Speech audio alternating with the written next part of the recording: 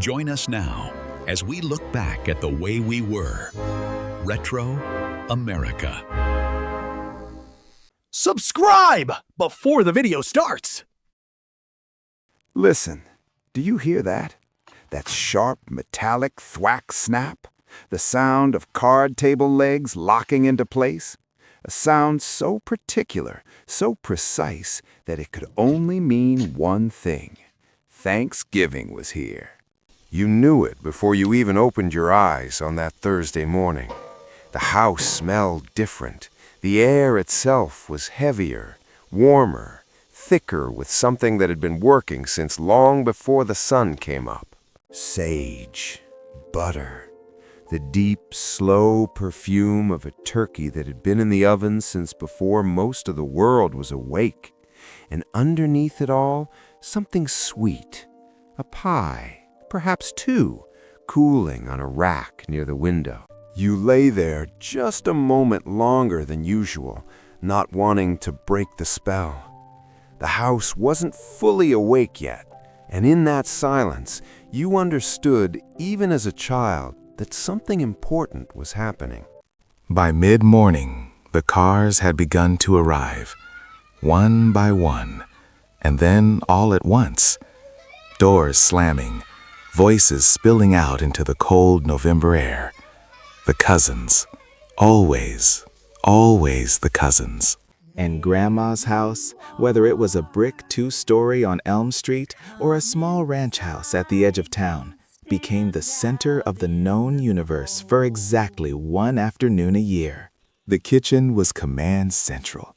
Grandma stood at its heart, in an apron she'd worn for 15 years, its pattern faded, but its purpose unchanged. She was flour-dusted and utterly calm, in the way only those who have fed many mouths can be. She moved with a quiet authority that needed no announcement. A look here, a wooden spoon tapped against a pot rim there. The kitchen ran on her rhythm, and everyone, aunt, daughter, neighbor, fell naturally into her orbit. The CorningWare was out. The good CorningWare.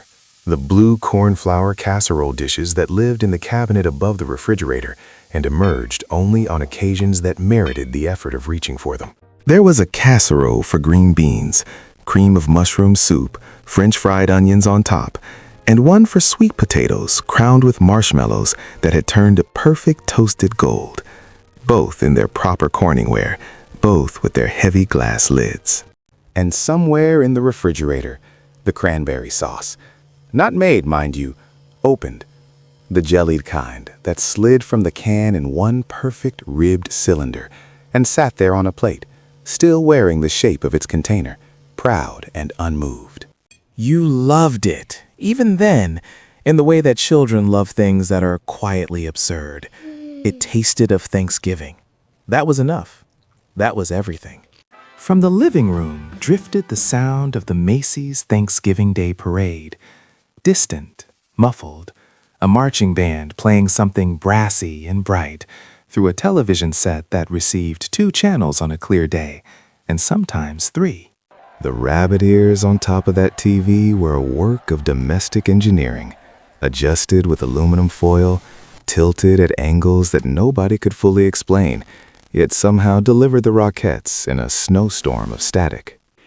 The men had claimed the living room. This was not discussed. It simply happened, the way tides happen, naturally, completely, and with no need for explanation. The football game had begun, and with it, the masculine ritual of the afternoon. The sound from the TV was a low tide, roaring up occasionally when something happened, then receding again into the steady hum of commentary, a sound that meant safety, a sound that meant the world was in its proper order.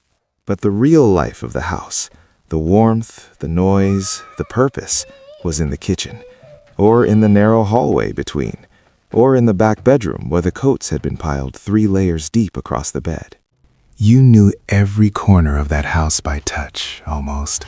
The way the 3rd step on the stairs creaked, the cold brass of the bathroom doorknob, the particular smell of the linen closet, lavender sachets and old wood and clean cotton.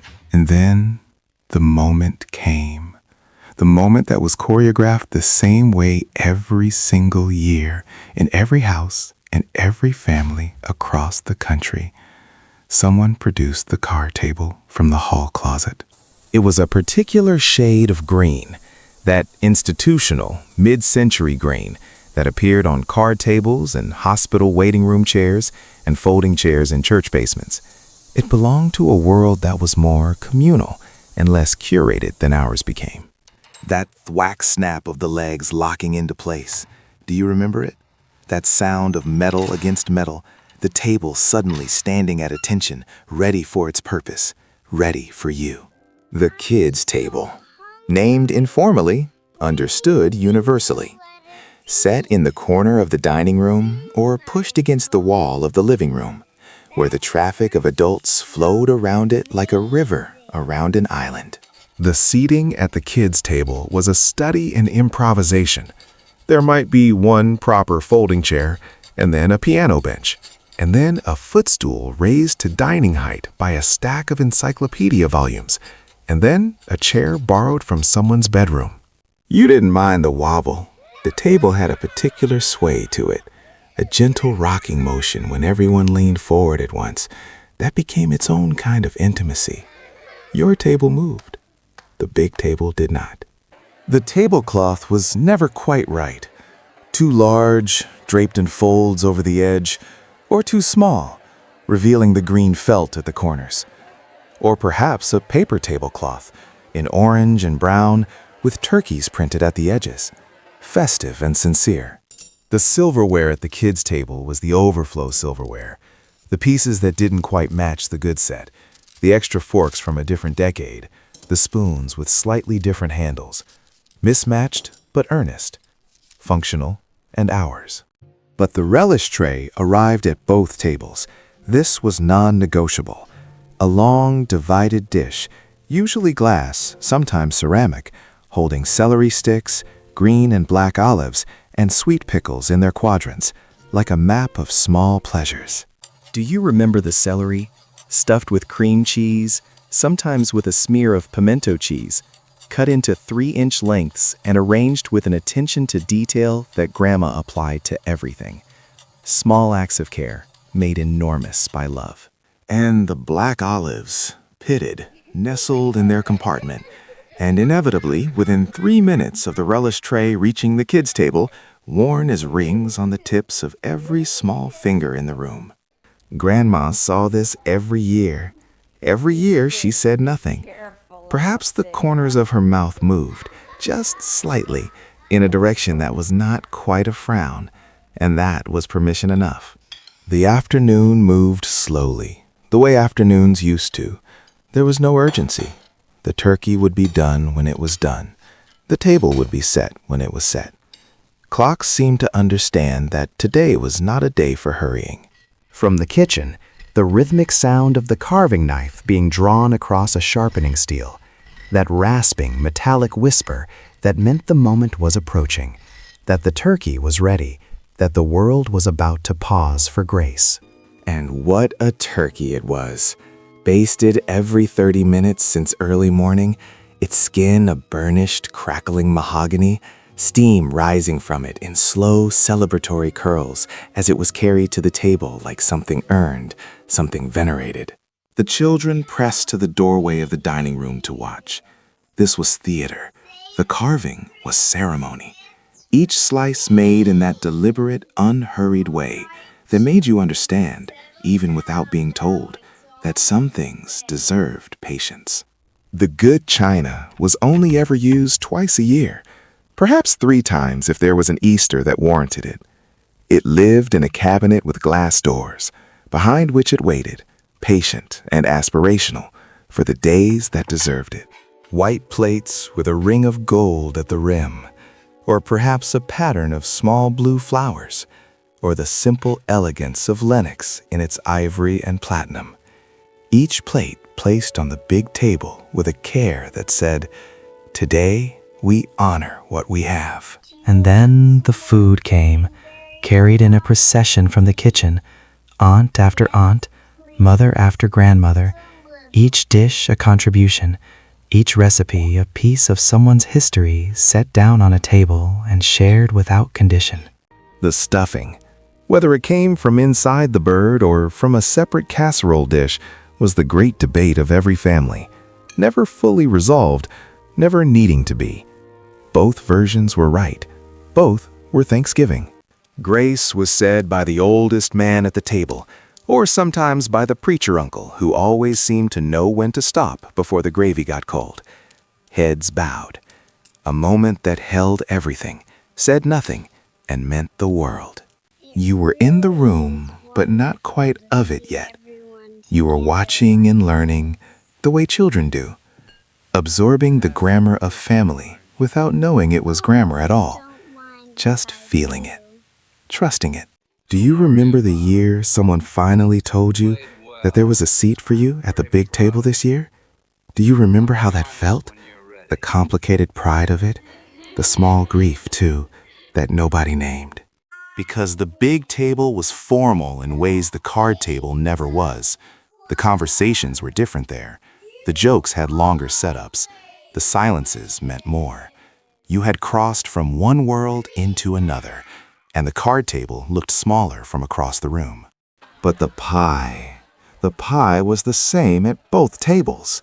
Pumpkin with its silky, spiced filling and fluted crust edge, or pecan with its amber sweetness, or apple with its cinnamon-scented steam still escaping when the first slice was lifted. Equal, democratic, perfect.